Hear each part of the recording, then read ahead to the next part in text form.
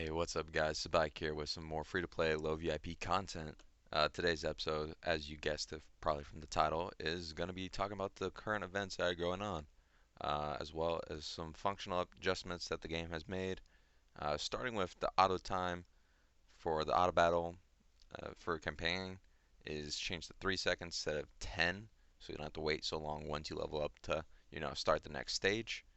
Um, some additional things are for daily quests. So the function of daily quest unlocks at clearing campaign stage 1 tac 10 instead of hitting level 17. So you can unlock it rather sooner, depending on, if you're starting on a newer server. If you're, of course, on an established server, this doesn't really affect you at one bit. Um, so next is you can get rewards 5 times in campaign is adjusted to just 2 times. So you no longer have to collect it like 5 times and just waiting and just collecting collect for your XP and stuff. So that's changed 2 times, which is nice. Um, so the forged 3 pieces of equipment in blacksmith is removed and has been replaced with buy random item for market, which you should be doing that daily anyways with the gold things such as arena tickets and the shards on the second page. And then they also added the mysterious artifact regression function. So if you're not very happy with the artifact that you have progressed, and then you can regress it. Of course, this applies only if you are very established and you had artifacts to begin with to do this. Otherwise, this won't affect you much until later on. Um, they've added the Russell's skin, which you can get through the package and the event interface. And they've also added Unimax's limited skin to the Glorious Temple and Skin Fusion. So now you can possibly get that if you have Unimax. But I would hold off on using those relics to buy it because those are more important to get copies for, or the events that offer those pay to win artifacts, but for like 400 relics. So, and then finally, uh, the following event items can be sold in bag uh, from all these previous events that they haven't been able to sell them, but now you can sell them, which should help you with a good chunk of change, which is great because, I'm sure there's plenty of us that have extra stuff in their bags. So let's go ahead and just jump into the events here. So, of course, you got the second week of Ormus's workshop. No big deal. Choose the artifact that you want, and then have 2 artifacts and forge it. Of course, this does require uh, to dismantle artifacts and get that currency going. But again, not really a big concern as a free-to-play low VIP player unless you are in a very established guild. Value packages, same thing as always in every event.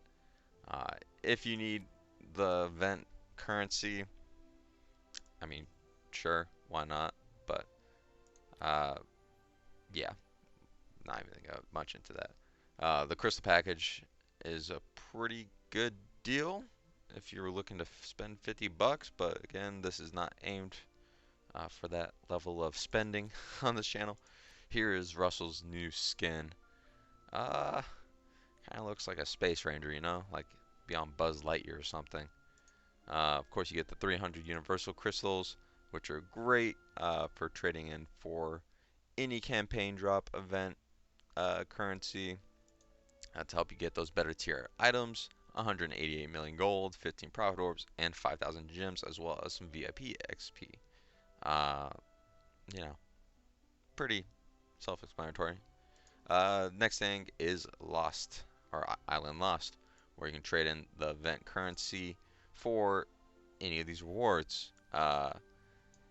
Definitely, if you have the Universal Crystal saved up, get that Garuda if you're building her. Otherwise, just go ahead and save to possibly get a better hero in the next event. Valkyrie is a pretty decent hero, but if you have Garuda on your team, she is kind of no longer relevant.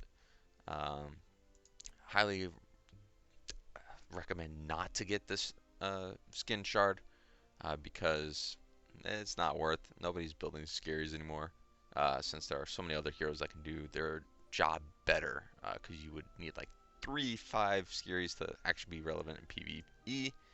But there's other heroes such as Garuda, which can out damage all of that. Um, So if you're not aiming for Valkyrie this event, then just go ahead and get Prophet Orbs, start saving those up, or even Heroic Scrolls, but mainly leaning towards Prophet Orbs. Of course, you got the Universal Crystals, then go ahead and aim for that Garuda, or save up and you can get awesome artifacts like the Rui Scepter here, which is a great artifact, or even a great hero like Drake to help your PvE team, if you got copies of him going on as well.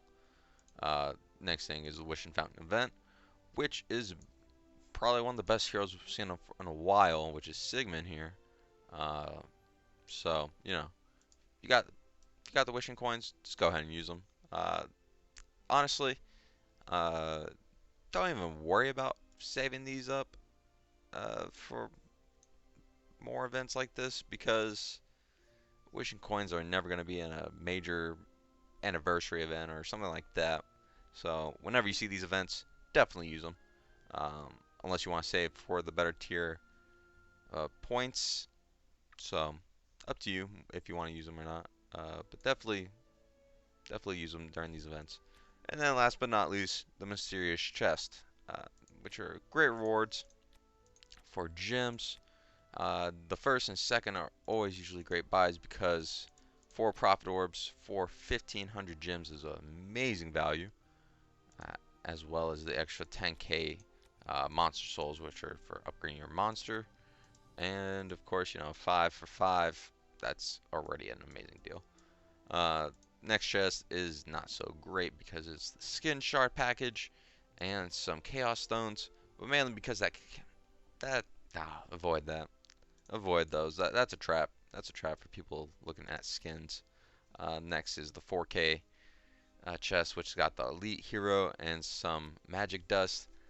Honestly, I would also recommend not buying this chest, so avoid these next 2 chests.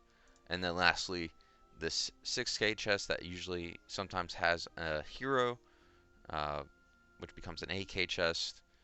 But this is not a bad deal if you're trying, work on getting food for Ormus's workshop, or if you just want some better artifacts and the guild coins, which are always helpful. So I'm gonna go ahead and buy them because I have gems lying around. But yeah, if you're building like your first E5, you might want to get some guild coins to help boost it up if you haven't already maxed out your guild tech in the first ring for that. And by first rank of that, I of course mean this ring right here, because once you unlock that first ring, it opens up a second ring that gives you additional bonuses. So when I say tech ring, first tech ring, second tech ring, this is what I mean. So you don't get that option until you max out that class level. Other than that, you get your daily reward, which is 100 compasses and 1 super wishing coin, which I'm also going to probably talk about too with that.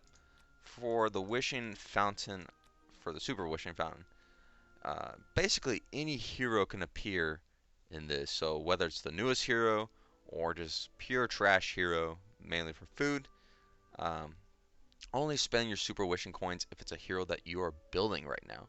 So currently I am building a Garuda, and I have a copy spare kind of in my 5-star Imps Adventure chest, which I could use to get the Garuda copy. But if Garuda comes in here, I would much rather spend my coins to possibly get lucky and get a copy of her, because I have gotten her twice before from here, so I'm feeling lucky with it if I ever come across her again. So save your coins for heroes like that if you're working on them. Don't spend them on tempting heroes if you're not going to build them right now, because again, you're trying to get your heroes progressed far enough to where they can get you even more food to help you build more heroes. So you know what? I got 100 wishing coins. I'm probably not going to save up for anything else, so I'll just go ahead and grab my 4 Prophet Orbs and 2 Super Wishing Coins to help further my luck with getting a Garuda. So let's go ahead and do this. Let's see if I can get Lutz, which will be food.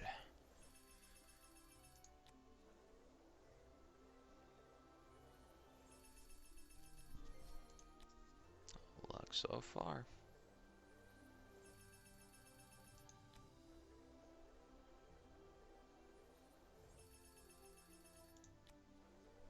Plus, I think he's a really low percentage anyways for any 5-star in there. Let's see. Yeah, 0.1%. Oof.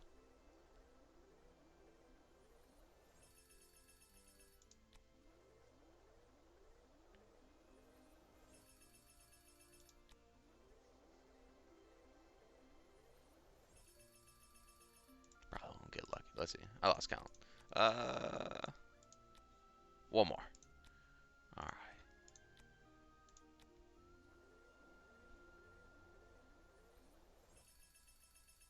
Ah, darn. Oh well. Don't forget, if you do participate in these wishing fountain events, you do get the currency for using wishing coins. So if you do happen to have really bad luck in getting anything in the wishing coin fountain thing, you can of course trade in for food heroes. Nothing in this first wishing fountain right here will ever be a good tier hero. It's mainly fodder heroes such as Mirage, Lutz, heroes like that.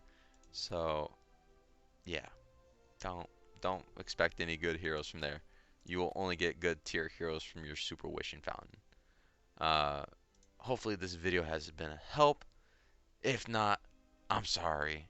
But anyways, hope y'all have a good time and see you next time.